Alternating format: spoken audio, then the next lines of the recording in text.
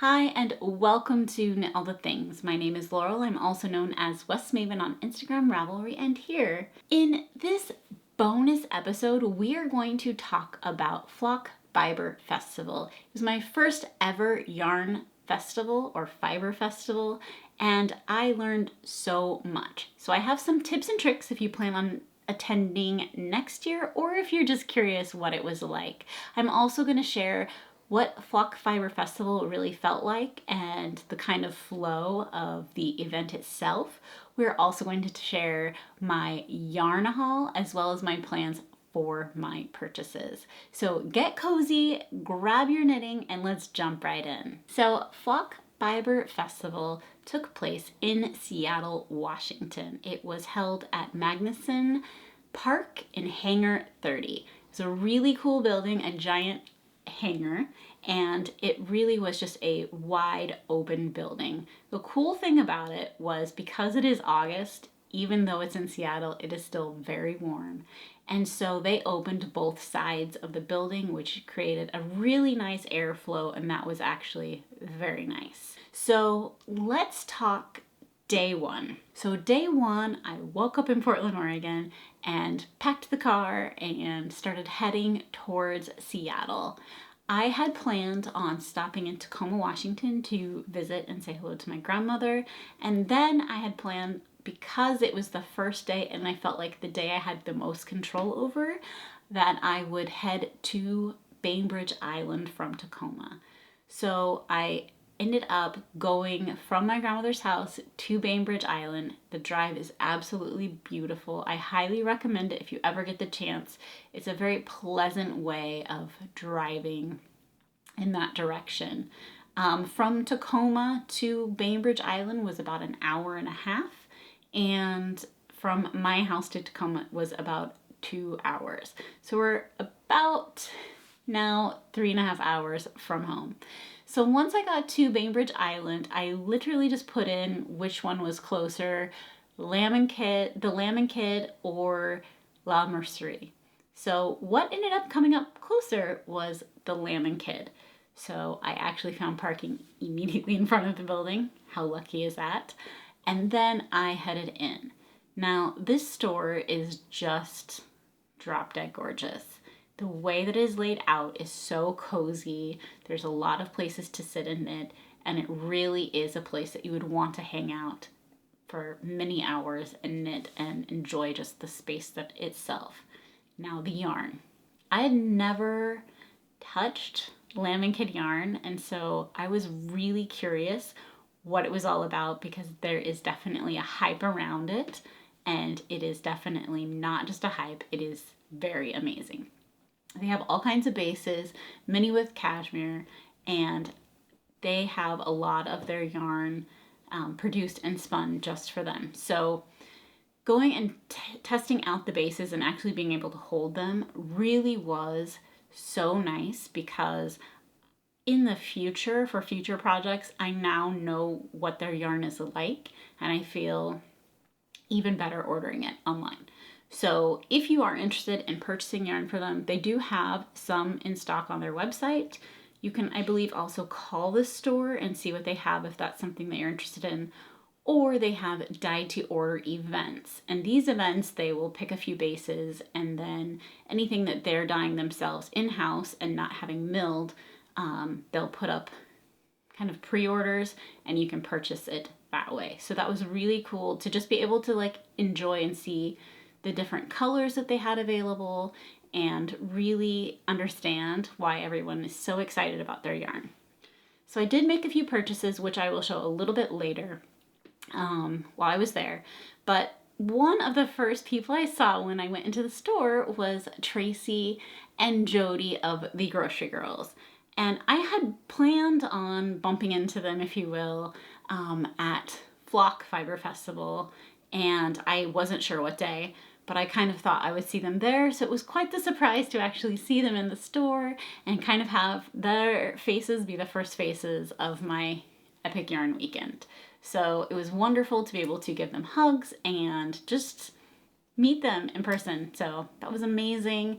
and just having chatted with them both different times on Instagram and everything was just, it was really amazing to be able to meet in real life. And this kind of is the theme of the weekend, of just meeting more people that I've talked to online and have these different relationships with, and actually meet them in person because they're even better in person. So that was my kind of first stop of the yarn-centric weekend, if you will. So stop number 2 was the La Mercerie, and it is the cutest shop you'll ever see. It's a little bit, I would say, where Lamb and Kid feels like it's on a main road. La Mercerie is on a main road, but it's almost like tucked away a little bit, and it's the cutest little shop. And they're actually very close together, so if you visit one, it's very easy to go and visit the other one. But La Mercerie had a lot of cool cabinets storing their yarn. Their displays are rainbow colored, and they're just so pretty. I will obviously be inserting some footage while I'm talking about them, but they had everything in like rainbow orders. They had gorgeous buttons, and I ended up purchasing buttons there, and probably my only regret of that stop was that I did not purchase their yarn.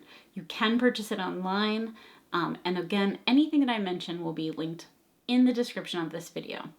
But they had just everything was laid out in like, I feel like if you enjoy everything in its place and everything having a place, this is a shop for you, because it is all just so well laid out.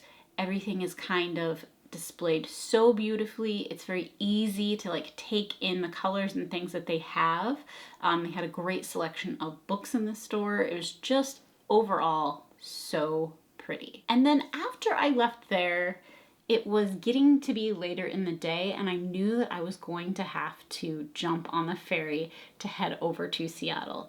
So on this ferry ride, it was so funny because when I ended up getting on the ferry, the car directly in front of me was like gestured to like go down a ramp. So you go up a ramp into the ferry and then down a ramp. And I'm thinking, where are we going? Because the other side of this ramp looks like it's the water.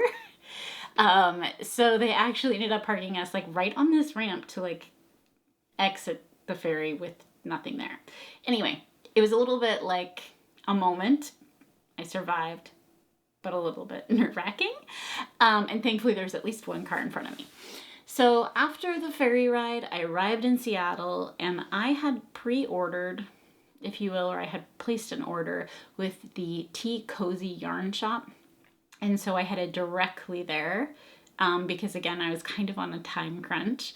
And so I went into the store. I really wish I would have filmed a little bit more, but it's a very cute store. They have a lot of really beautiful yarn.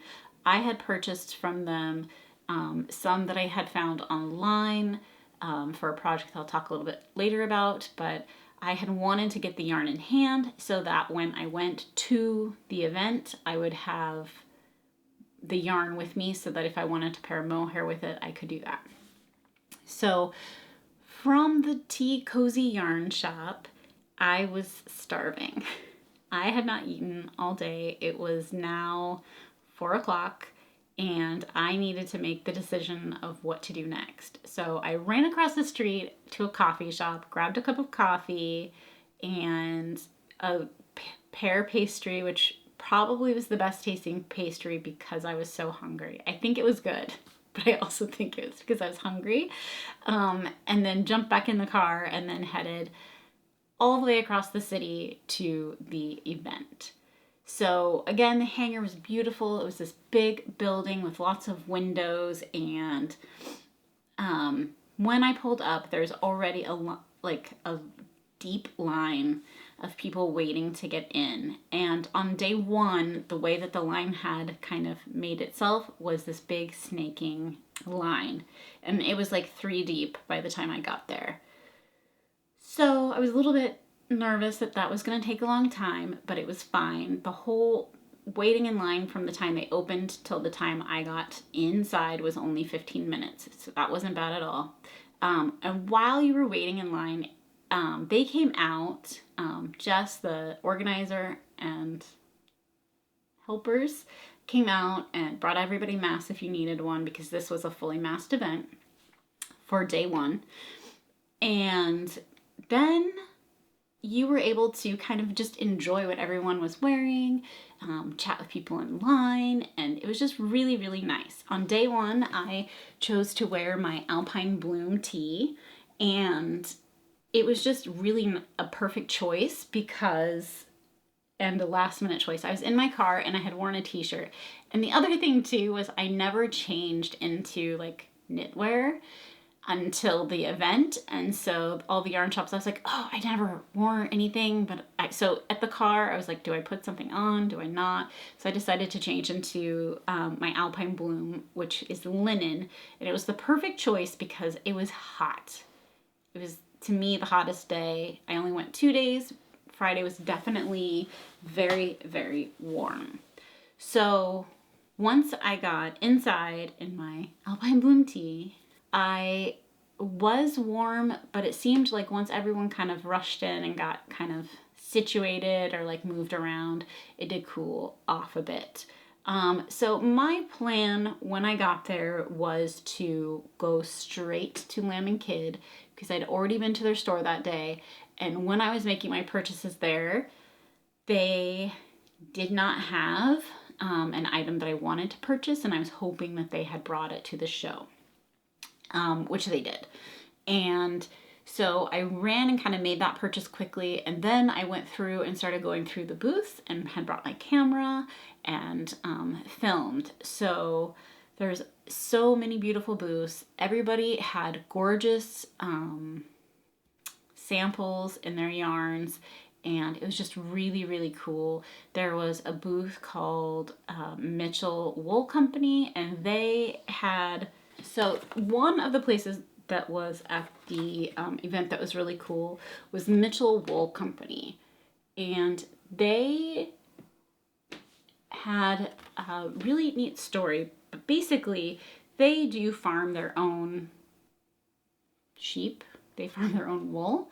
They raise the sheep and process the wool. And they do that, but they also purchase wool from other smaller farms.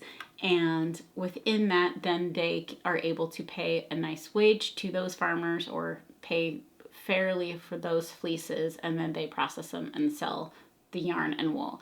And all of their yarn was dyed by plants. And mostly ones that they grow on the farm. So it's a very much a sheep to skein company, and I thought that was really, really cool. Again, I'll post their information below, but that was one of the like cool booths that I had gone to. And they're based out of Michigan. So I went around and there was definitely some standouts. The Spin Cycle booth was gorgeous. They had everything. They'd brought all kinds of different samples that they had made with their yarn. They had the Farmer's Daughter fiber, I believe there, and Moondrake. So I believe that they had Farmer's Daughter fiber and or Moondrake, or both, with them there. The lines of yarn that they are processing, and then those companies are dyeing. And that was really cool to see. Moondrake was there, the beautiful Fua base that everybody is super into. I can understand why. It's very, very soft. There was Yarn Nouveau, which was new to me, and I did purchase yarn from them, but they have a very moody palette and just gorgeous bases. I really enjoyed their booth. There was also a cool booth. There's a lot of accessories. So there was like a soap booth and a stationery booth, and there were almost all neon booths, the Super Glow yarn. And so I'm gonna insert here some of the booths that I haven't talked about yet, and just so that you can kind of get a little bit of an experience. This booth was really cool. They have what's called swirls, and they kind of hold 5 skeins of yarn together and kind of pair them so that if you're looking for color work, they have it kind of available to you in that way. And this was Lamb Good Fibers. This is an Oregon based yarn company, and I was so excited to see them and say hello. Really, really beautiful yarns. This was Coat and they had some gorgeous yarns. This was the 316 booth, and all of the fiber they had was just so pretty. I really wanted to learn how to spin, but I cannot add another hobby. I can't do it. This was that crafty little fox. She had the cutest bags. And this booth, I will have to pop the name on the screen, but they had glass, Fiber and Flame. They had glass findings and like glass stitch markers and cable needles and these little containers so you can keep those things in your bag. It's just really, really pretty, unique hand blown glass. Really gorgeous notions. This booth was Art and Alchemy. They had a lot of gorgeous fibers and yarn. Their booth itself was really pretty. Everything was in this beautiful purple color, and I really, really enjoyed their booth a lot. This booth was really cool. They had a lot of spinning fibers, roll logs. There was a lot of spinning accoutrements at this festival. This was the Explorer Knits booth. They had some beautiful yarn. This was Baleora Fibers. They're from Ireland. And then it was the Botanical yarn booth, which had gorgeous samples I absolutely loved, and they were such a delight to talk to. It was really, really beautiful colors. I really enjoyed this booth a lot. And then Yarn Nouveau. I absolutely love all the colors that they had. This is like, if I could be a yarn, it would be this, for sure. This booth was the Makers of Color Collective booth. They also had Pom Pom magazine samples in it, and I fell in love with this Pina Colada sweater. More on that later. This is Hello Lavender's booth. I absolutely loved her stitch markers. She also had jewelry, necklaces, and earrings. It's a really, really beautiful booth. And then this was Porter Wool Company. They had gorgeous samples, and their yarn is just absolutely stunning. And their show colorway was this purple in the middle, and it's so, so pretty. I really, really enjoyed that booth a lot. And then this was Pearls and Wine, and this is Super Glow yarn. They had such a fun booth. Everything just could make you smile. It was really, really fun. This was Silly Goose Yarns, which I thought their logo was so, so cute, their little puppy. And that is all of the booths. So day one, I finished walking through and filming, and part of what made it really nice was every time that I'd go in a booth and ask if it was okay that I filmed, I was able to sit and talk to the owners for a little bit, and that was really, really fun for me. I really got to hear like where they were from and all the different things about them, and really kind of be friendly with them, which to me was like the highlight of the trip. On day one, I was so exhausted that I ended up packing up, going to my Airbnb after this, and then I ended up going and getting some bao from Mount and Bao, which was really, really good. I got a chicken bao from there, and then passed out. Knitted a little bit and then passed out. So day two, I went back and packed up my car, getting ready to go home, and ran into Tracy and Jody once again. I also ran into Becca, who works at Ritual Dyes, which is one of my local yarn shops, and walked around with her for a little bit as well, and that was really, really fun. I went back and looked at that pina colada sweater that I had just been thinking about all night and all day, and I also want to highlight that the girls that worked at the Makers of Color Collective booth were the kindest, nicest people. So it was ran by Not Bad Brit and Hello Gabriella. And they both have their own amazing designs. They're both designers, and Hello Gabriella also has her own like stitch markers and things like that, so I will link them all below, but definitely go check them out. They also had in the booth the Knitting PTs kits, and so that was cool to see, and as well as other fibers and yarn from Makers of Color. It was a really cool booth to visit. It was probably one of my favorites. Because I had been thinking about the pina colada sweater overnight, I had to start thinking if I was going to get yarn for it on day 2. Also on day 2, I ran into so many people that watch the podcast. So if I was able to be awkward and meet you, I'm so happy and excited that we met. It really was a highlight of my day, and it really made it super special for me. So thank you if you came up and said hi. So I decided I was definitely going to get yarn to make the pina colada sweater. It is I would say kind of an advanced pattern in that it is all knit flat and there's intarsia involved. So we'll have to see what that journey looks like, but I got yarn. So I ended up getting yarn from Yarn Nouveau. Becca was walking around with me and she helped me pick out the perfect 2 skeins of navy blue. And so I ended up getting that, and after kind of walking through and saying hi to all the people in the booths again and saying my goodbyes, I ended up getting back in the car and grabbing one last Seattle coffee at Cafe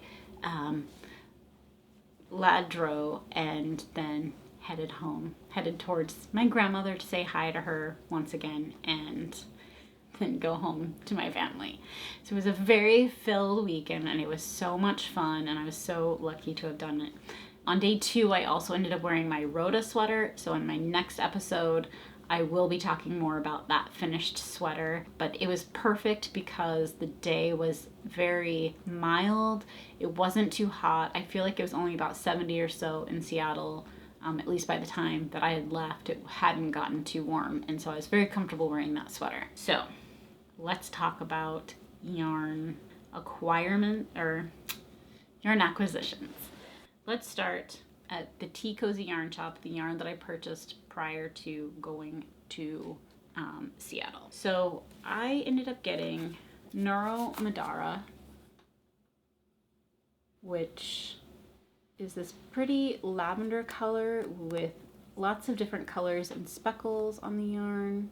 And I plan on making the champagne cardigan with this yarn.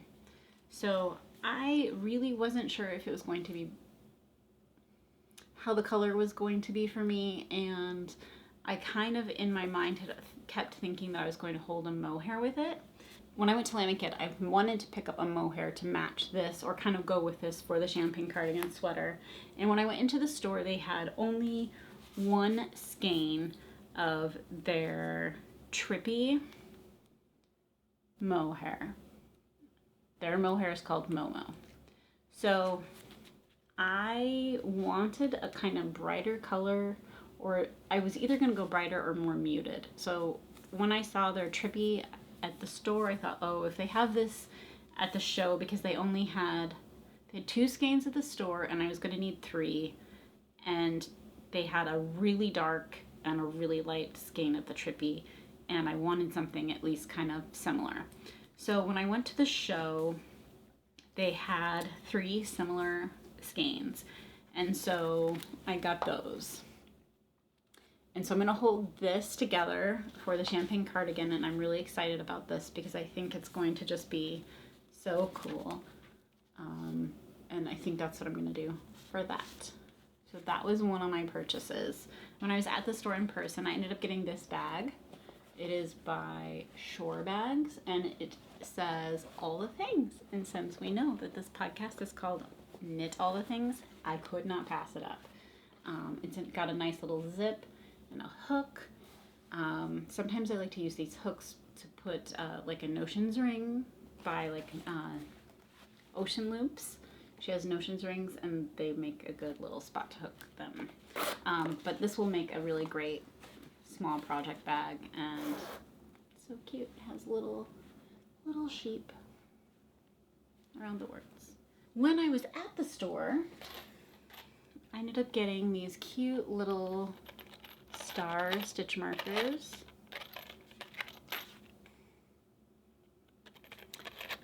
They have like nice little hole. Just thought they were really cute and unique.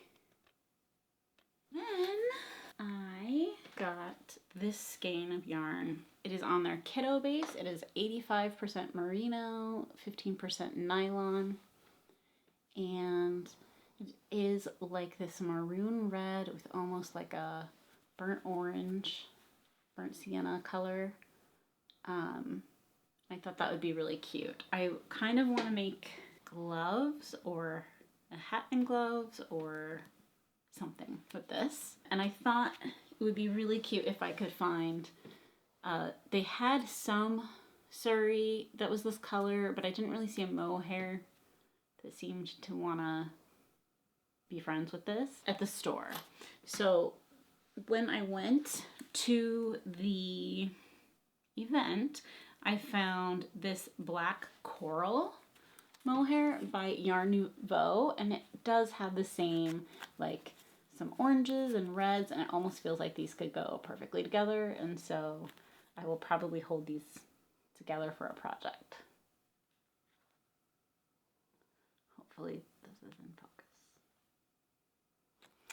Okay, and it will also give it a little depth since they are different. And then on day 2, I purchased a wool tincture from this company, which was Abundant Earth and Fiber. They had these kits that you can put almost like a, from what I understand, because I haven't read it yet, you prepare your yarn and then you can put it in this dye bath. You follow their instructions, and it's almost like tea bags, maybe? I don't know. But I got this because I, a while back, had purchased some bare silk, and I haven't wanted to use the yarn because it's just been, like, I don't really knit with a ton of white, and so I wanted it to be something, and I originally thought I was going to use avocado to dye, and I never did that, so this will hopefully push me to do this, not to become a yarn dyer, but just to like make the yarn so I will use it. But that was a really cool purchase. The other yarn that I got at the show was for the Pina Colada sweater. So the Pina Colada sweater was in this issue of Pom Pom magazine, and it is this sweater right here, this sweater right here. And the interesting part is that when I saw this in the magazine originally, it wasn't something that necessarily caught my eye. Particularly, I think because the colors that they used doesn't show that the sweater itself is see-through or translucent in a way. And so I just wasn't as interested, but seeing it in person kind of gave it a whole new life to me and made it super fun.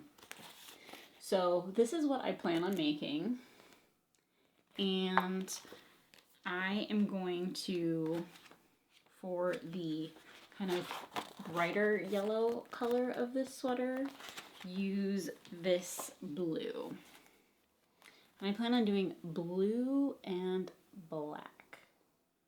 So I got their Yarn Nouveau Merino Sport Base in the colorway Sapphire. And it's 328 yards, 100 grams, 100% superwash yarn. And I am very excited to do this with black as the other color.